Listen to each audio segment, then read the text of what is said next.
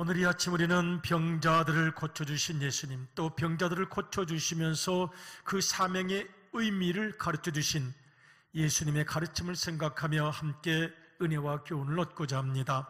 오늘 요한복음 5장을 보면 예수님께서 병자를 고쳐주시는데요, 38년 된 병자를 고쳐주십니다. 예수님께서 예루살렘으로 들어가셨어요.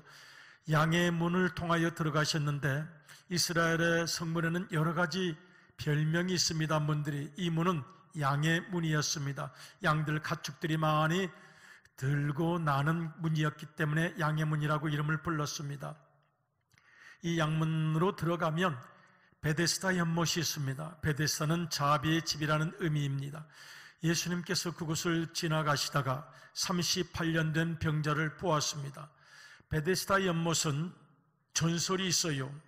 그 베데스다 연못에 천사가 한번 어쩌다가 내려오는데, 어쩌다가 내려오면 물이 이렇게 움직이게 되고, 물이 움직일 때 가장 먼저 들어가는 환자는 낫는다는 이야기였습니다.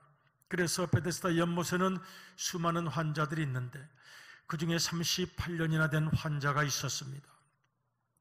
예수님께서 그에게 질문하십니다. 내가 낫고자 하느냐? 내가 낫고자 하느냐? 아니, 무슨 이런 질문을 하세요? 병자들이, 환자들이 당연히 낫고자 하는 것 아니겠습니까? 아니요, 안 그럴 수도 있습니다. 아이고, 38년이나 이렇게 살았는데 이대로 살다가 갈래? 냅둬요. 이대로 살다가 갈래요. 또 이렇게 살다 보니까 도와주는 사람도 있고, 돈 갖다 주는 사람도 있고, 음식 갖다 주는 사람도 있고, 살만해요. 별 나을 생각이 없어요 라고 생각할 수도 있습니다. 주님께서 확인하는 것입니다. 내가 정말 낫고자 하느냐? made whole. 여기는 단순히 병만 치유하는 게 아닙니다. 하나님께서 처음으로 창조하실 때 인간의 그 모습, 열정, 꿈, 새로운 비전, 빛남, 그 거룩한 에너지로 가득했던, 생명으로 가득했던 그 창조된 모습으로 내가 회복되고 싶으냐? 다시 시작하고 싶으냐? 다시 시작이다. 그런 열망이 내게 있느냐? 지금 묻고 있는 것입니다. 오늘 우리에게 주시는 질문이라고도 할 수 있습니다. 정말 낫기를 원하십니까? 다시 시작하기를 원하십니까? 창조되었던 그 모습으로 다시 회복되어 충만한 열정으로 살고 싶으십니까? 주님께서 물으십니다. 이 병자가 대답합니다. 당연한 것 아니겠습니까? 자기 사정을 설명합니다. 제가 여기에 앉아서 물속으로 좀 물이 동할 때 들어가 보려고 해도 도와주는 사람도 없고, 몸도 분명치 않으니, 성치 않으니 다른 사람들이 더 먼저 들어가는 사람이 많습니다. 낫고 싶습니다. 지금이라도 다시 시작하고 싶습니다. 제 인생을 포기하지 않았습니다. 아직. 환자의 말을 듣고 예수님께서 말씀하십니다. 일어나 네 자리를 들고 걸어가라. 함께 읽을까요? 시작. 예수께서 이르시되 일어나 네 자리를 들고 걸어가라 하시니. 아멘. 여러분, 예수님께서 병자들을 고치실 때 때로는 붙잡고 동네 밖까지 가기도 하시고, 얼굴을 만져주시기도 하고, 때로는 더러운 피고름이 흐르는데 직접 손을 붙잡아 주시기도 하시고, 여러 가지로 치유해 주셨어요. 그런데 이 경우는 좀 독특하세요. 정말 다시 시작하고 싶은 것이냐? 그럼 일어나 내 자리, 내 세월, 38년의 세월을 들고 절망, 좌절, 눈물, 탄식의 모든 자리를 번쩍 들어버리고 새로운 미래를 향해서 걸어가라. 주님께서 말씀하십니다. 아니, 주님, 그렇게 걸을 수 있었으면 제가 벌써 진즉 걸었죠. 100번이라도 걸었죠. 이렇게 말하지 않았어요. 알겠습니다. 환자는 생전 처음 걸어보는 것처럼 일어났습니다. 예수님 말씀에 절대 순종했습니다. 예수님께서 말씀하십니다. 안 붙잡아줘도 되는 거지. 내가 지금 지켜보고 있으니까, 너를 바라보고 있으니까 다시 한번 내 힘으로 일어나 보아라. 어떻게 되었습니까? 다음처럼 한번 같이 읽어보도록 하겠습니다. 시작. 그 사람이 곧 나아서 자리를 들고 걸어가니라. 아멘. 이날은 안식일이니. 순종했습니다. 내 인생을 포기하지 않았습니다. 다시 시작하고 싶습니다. 새롭게 출발하고 싶습니다. 그리고 그 병자는 그 자리에서 일어나서 나아서 그의 절망의 세월을 다 움켜쥐고 다시 새로운 미래를 향하여 출발할 수가 있었던 것입니다. 올 한 해 우리에게 이렇게 새롭게 출발하게 하시는 하나님의 크신 은혜가 함께 하시기를 주님의 이름으로 축복합니다. 포기하지 마십시오. 다시 시작이다 외치십시오. 주님께서 우리를 지켜보실 것입니다. 일어나게 하시고 그리고 반드시 새로운 미래를 향하여 출발하게 하실 줄로 믿습니다. 아멘. 이날이 안식일이었는데요, 시비 거는 사람들은 평생 있습니다. 안 된다고 말하는 사람, 되게는 못하지만 안 되게는 할 수 있는 권세자들이 너무도 많아요. 만든지는 못하지만 흩어내는 사람이 너무 많아요. 예수님도 마찬가지였습니다. 이 병자를 고쳤는데 시비를 거는 사람들이 있었습니다. 왜 안식일에 이런 일을 합니까? 저런 일을 합니까? 세상에 수많은 사람들, 늘 반대하는 사람들, 만들지는 못하지만, 이루어내지는 못하지만 방해할 수 있는 사람들, 여러분 너무 그런 것들에 마음 뺏기지 마시고 믿음을 따라 전진하시기를 축복합니다. 아멘. 예수님께서 말씀하십니다. 유명한 요한복음 5장 17절의 말씀 같이 한번 읽겠습니다. 시작. 예수께서 그들에게 이르시되 내 아버지께서 이제까지 일하시니 나도 일한다 하시매. 하나님께서 지금 성부와 아버지께서 일하고 계신다는 거예요. 언제? To this very day. 오늘 2022년 1월 9일 To this very time. 지금 이 순간에도 하나님께서 일하고 계시는데 This very day, 바로 이 순간 우리의 마음을 어루만져 주시고 우리를 안아주시고 생각을 교정해 주시고 기도를 응답해 주시고 하나님께서 지금 이 순간까지도 일하고 계시는데 나도 일하는 것 뿐입니다. 일하지 않을 수 없다. 우리 주님께서 말씀하십니다. 하나님의 일, 창조의 일, 치유의 일, 회복시켜 주시고 충만케 하시는 그 일을 우리 주님께서 감당하고 계셨던 것입니다. 여러분, 하나님께서 처음 세상을 만드실 때 보시기에 심히 좋았더라고 성경이 말해요. 창세기 1장을 보면 보시기에 심히 좋았더라. 우리도 좋잖아요. 저 하늘을 바라보면 마음이 뚫리는 것 같고, 저 구름을 바라보고 별을 바라보고 바다를 바라보고 숲을 바라보고 그러면 마음이 넓어지는 것 같고 모든 세상 걱정이 다 사라지는 것 같아요. 하나님께서도 천지 만물을 창조하시고 보시기에 좋으셨다고 하셨어요. 7번이나 나타나는데 딱 한 번 심히 좋았다라는 표현을 쓰셨어요. 인간을 창조한 다음이었습니다. 6째 날 인간을 창조하시고 나서 한 번 그 말씀이 더 들어갔어요. 심히 좋았더라. 우리 1장 32절 창세기 같이 한번 읽어보실까요? 시작. 하나님이 지으신 그 모든 것을 보시니 보시기에 심히 좋았더라. 저녁이 되고 아침이 되니 이는 6째 날이니라. 아멘. 인간을 지으시니까 심히 좋았습니다. 심히 좋았다는 말씀은 히브리어로 토브라는 단어를 쓰는데요, 우리 인간들은 원래 아름답고 선하고 즐겁고 유쾌한 존재, 또 그것을 보시는 하나님도 그것을 기뻐하신다는 거예요. 깔깔깔 웃고 행복하게 살고 티 없이 살고 맑게 살고 늘 즐겁게 살고, 인간은 그런 존재입니다. 인간에게 아름다움을 주셨습니다. 아름답게 살게 하십니다. 빛나게 살게 하십니다. 뜻깊게 살게 하십니다. 아주 멋있게 살도록 만드셨는데 이 인생이 뭐길래 어느 날 하나님께서 보니 일그러진 무너진 인생이 있습니다. 너 왜 그렇게 됐어? 인생이 얼마나 무거웠길래, 얼마나 큰 충격을 많이 받았길래, 얼마나 사람들에게 많이 시달렸길래 너 그렇게 됐어? 하나님의 마음 아파하심이 있습니다. 여러분, 인생이 뭡니까? 인생이 도대체 인생 그까짓 게 뭐길래 그렇게 일그러져 살아갑니까? 뭘 대단한 일을 겪었다고, 무슨 그렇게 큰 일을 겪었다고 일그러져 살아갑니까? 하나님께서 마음이 아프셨을 거예요. 내가 너를 창조한 너의 인생은 너무나도 소중한데 무슨 큰 일을 겪었다고, 무슨 대단한 일을 했다고, 무슨 고통을 그렇게 많이 겪었다고 이렇게 일그러졌어. 그래서 하나님께서 재창조하시는 것입니다.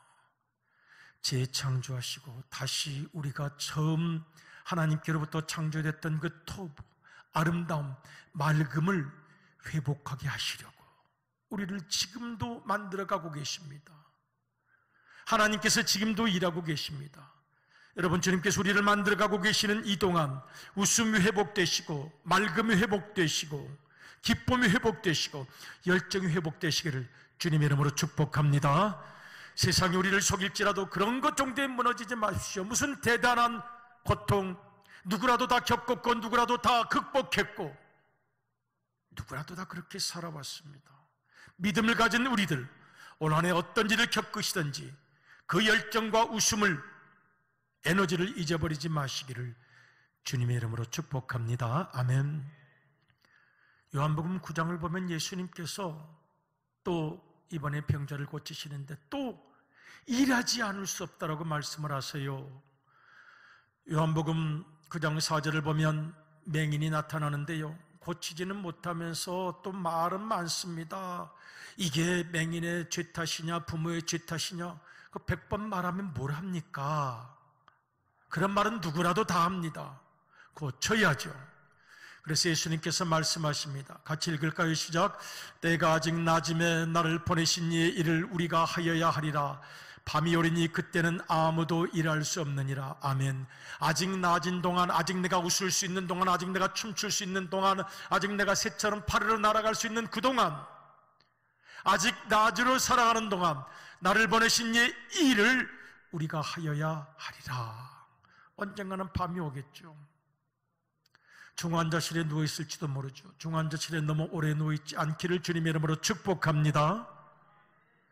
내 몸을 내가 움직이지 못할 때가 있을지도 모릅니다. 그 전에 나를 보내신 이 일을 하라고 하십니다. 그리고 그 맹인을 고쳐주시는데요, 좀 독특한 방법을 사용하세요. 5절을 보면 우리 주님의 무슨 의도가 있었겠지요. 그전에는 일어나라 한번 명령하면 일어나는 거고, 가다가 치유받기도 하고 멀리서도 치유하시고 그렇게 하셨어요. 때로는 손을 내밀기도 하셨는데 5절을 보니까 좀 독특한 방법을 쓰셨어요. 아마 의도가 있으셨겠죠. 이 말씀을 하시고 땅에 침을 뱉어 진흙을 이겨. 여러분, 예수님께서 지금 부드러운 진흙을 지금 약으로 쓰시려고 하는데 그 진흙에 뭐 더러운 것이 들어갔거나 모래가 있거나 뭐 불순물 있으면 안 되잖아요. 깨끗한 진흙을 찾으셨겠죠. 찾아서 침을 뱉어서 잘 이기고 또 침을 뱉고. 우리 예수님 특이하시잖아요. 예수님 죄송합니다. 너무 귀여우셔. 예수님 됐나 이거? 이거 안 되겠다. 이거 침을 좀 더 뱉다. 일로 와. 가만히 있어. 움직이면 안 돼. 가만히 있으라고. 이쪽. 야, 우리 예수님 너무 좋아요. 제 눈에도 좀 발라주세요. 예수님. 이 말씀을 하시고 땅에 침을 뱉어 진흙을 이겨 그의 눈에 바르시고 이쪽 눈에도 바르시고 저쪽 눈에도 발라주시는 예수님의 마음에 기도가 있었겠죠. 너 빛나게 살아라. 일그러진 세월을 살지 말아라. 생이 아무리 힘들고 어렵고 고통스럽다 할지라도 그렇게 찌그러져 살면 안 된다. 그렇게 살라고 창조된 것 아니다. 주님께서 눈에 진흙을 발라주시고 또 발라주시고 얼굴도 만져주시고 살아왔던 생애도 위로해 주시고 치유되었습니다. 실로암 못에 가서 치유를 받게 됩니다. 다음 구절 같이 한번 읽어볼까요? 시작. 이르시되 실로암 못에 가서 씻으라 하시니, 실로암은 번역하면 보냄을 받았다는 뜻이라. 이에 가서 씻고 밝은 눈으로 왔더라. 아멘. 올 한 해 우리에게 새로운 세월이 주어졌습니다. 하나님의 일을 감당할 수 있기를 원합니다. 아멘이십니까? 창조적인 일 감당할 수 있기를 원합니다. 사랑의 일을 감당할 수 있기를 원합니다. 우리도 치유하고 회복시켜주고 그리고 충만케 하는 그 사역을 우리 모두가 함께 감당할 수 있기를 축복합니다. 지금까지는 살아보겠다고 발버둥 쳤습니다. 내 인생 버텨보겠다고 발버둥을 쳤습니다. 살아보겠다고 돈도 좀 남보다 더 많이 모아보겠다고 발버둥 치며 살았습니다. 나만 위해서 사느라고 소리도 많이 질렀습니다. 화도 많이 냈습니다. 속도 많이 상했습니다.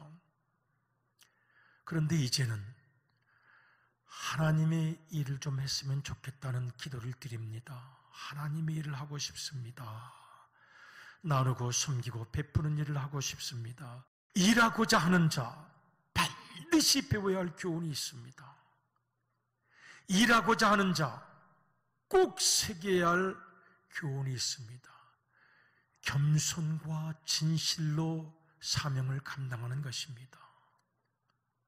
반드시 일하고자 하는 자 영혼 깊은 곳에 새겨야 합니다. 우리 베드로서를 한번 읽어보면 베드로서의 교훈이 있어요. 여기 보면 하나님의 양무리를 치되 몽둥이로 치라는 뜻이 아닙니다. 오해하지 마십시오. 돌보라는 뜻입니다. 섬기라는 뜻입니다. 억지로 하지 말고 자원함으로 하고 기꺼이 하면 3번이나 나타나 있습니다. 억지로 하지 말라는 것입니다. 자원하여 기꺼운 마음으로 하라고 말씀합니다. 사람의 뜻, 내 명예심으로 하라고 하지 않습니다. 누구의 뜻을 따르라고요? 하나님의 뜻을 따라. 더러운 이득이라는 게 뭐겠습니까? 더럽기까지는 하지 않겠습니다만은 내가 이걸 하면 좀 알아줄까? 높아질까? 사람들에게 칭찬받을까? 그런 것 생각하며 일하지 말라고 하십니다. 같이 한번 읽어보겠습니다. 시작. 너희 중에 있는 하나님의 양무리를 치되 억지로 하지 말고 하나님의 뜻을 따라 자원함으로 하며 더러운 이득을 위하여 하지 말고 기꺼이 하며. 그 다음 구절 시작. 맡은 자들에게 주장하는 자세를 하지 말고 양무리의 본이 되라. 아멘. 왜 그렇게 주장하려고 할까요? 그렇게 하지 말라는 것입니다. 양무리의 본이 되라. 당신이 먼저 희생하고 침묵하고 인내하고 참고 사랑하는 모습을 보인다면 다 배웁니다. 사람은 보는 눈이 다 있어서 다 압니다. 본이 되십시오. 주장하는 자세를 하지 마십시오. 여러분, 하나님의 일을 하기 위해서는 반드시 마음에 새겨야 합니다. 주장하는 자세는 권위적 명령, 일방적 지시의 성격과 습관입니다. 여러분, 이런 거 좋아하지 않습니다. 그 어떤 누구도 세상에서도 지쳤는데 교회까지 와서 이런 주장하는 자세 사람들이 너무나도 싫어합니다. 그런데 내 성격 이렇게 안 바뀔 때가 많습니다. 왜 그렇게 내 말이 옳고 내 말대로 해야 되고 내 뜻대로 해야 되고 내 의견대로 해야 되고 내 지시를 왜 따르지 않느냐에 집착합니까? 내가 당신 지시 왜 따릅니까? 라고 싸웁니까? 세상적 사고방식입니다. 이게 어떤 형태로 보면 세상에서 보상받지 못한 걸 보상받으려고 하는 열등감에 불과합니다. 열등감 집착입니다. 그는 자꾸 주장하려고 합니다. 지시하려고 합니다. 가르치려고 합니다. 내 뜻대로 하려고 합니다. 그리고 하나님의 일은 이루어지지 않습니다. 상처만 남고 아픔만 남는 때가 많습니다. 여러분, 정말 창조적인 하나님의 일을 하기 원하신다면 이 겸손의 태도를 마음에 새게 할 필요가 있습니다. 요한 3서를 보면 두 사람의 이름이 나타나요. 하나는 디오드레베가 나타나는데 디오드레베를 보고 뭐라고 이야기를 합니까? 으뜸이 되기를 좋아하는 사람이다, 이렇게 말씀합니다. 한번 띄워주시겠습니까? 네, 요한 3서 1장 9절입니다.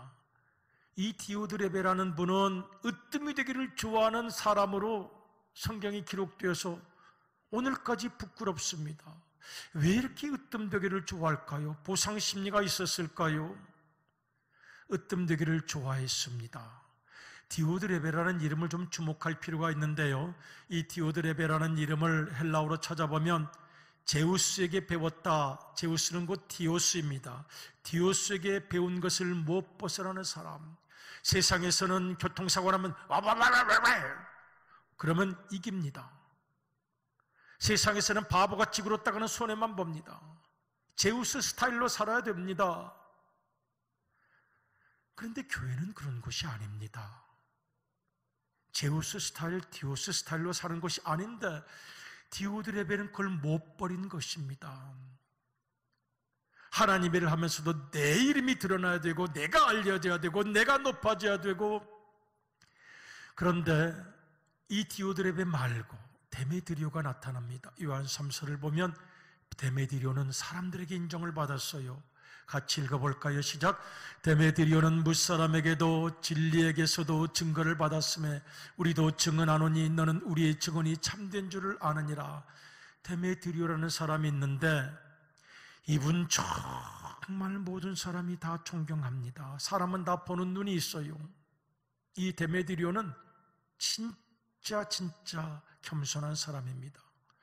데메드리오라는 이름도 사실은 아데메를 믿는 사람이었던 거죠. 사도행전 19장 24절을 보면 데메드리오라는 이름이 똑같은 이름 동명이인이 나타나는데 그는 아데미 여신을 섬기는 우상 숭배업자였어요. 바울을 얼마나 괴롭혔는지 몰라요. 그런데 이 데메드리오가 요한 3서에서는 같은 이름을 가진 사람인데 아데미 여신을 버린 거예요. 버렸습니다. 낮아지고 겸손해져서 하나님의 일을 하자. 사람들의 마음이 열렸습니다. 사람의 간을 보잖아요. 이 사람이 어떤 사람인가? 이 사람이 이런 사람인가? 사람이 간장도 아닌데 웬 간을 그렇게 빨리빨리 보고 믿어주면 될 텐데 550년을 보는 분들도 있어요. 너무 그럴 거 없어요. 믿으시면 됩니다. 그런데 간을 봤더니 데메드리오는 진짜였던 거예요. 라포가 이루어졌습니다. 여러분, 이 라포라는 단어 심리학에서 많이 쓰는데요, 우리에게 영적 라포가 형성이 되었으면 좋겠어요. 라포라는 말은 간을 보다가 드디어 믿게 된 걸 말하는 겁니다. 아, 저 사람은 적어도 나를 무시하지는 않는구나. 저 사람이 나를 보고 웃긴 하는데 속으로는 나를 싫어하는 것 아닐까? 아, 적어도 저 사람은 나를 싫어하지는 않구나.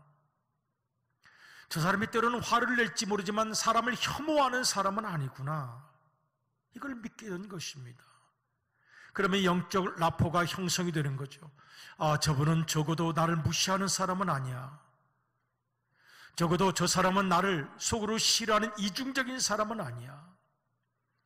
저분은 정말 기도하려고 애쓰는 사람이야. 우리 가운데 영적 라포가 형성이 될 수 있기를 주님의 이름으로 축복합니다. 다 알아요.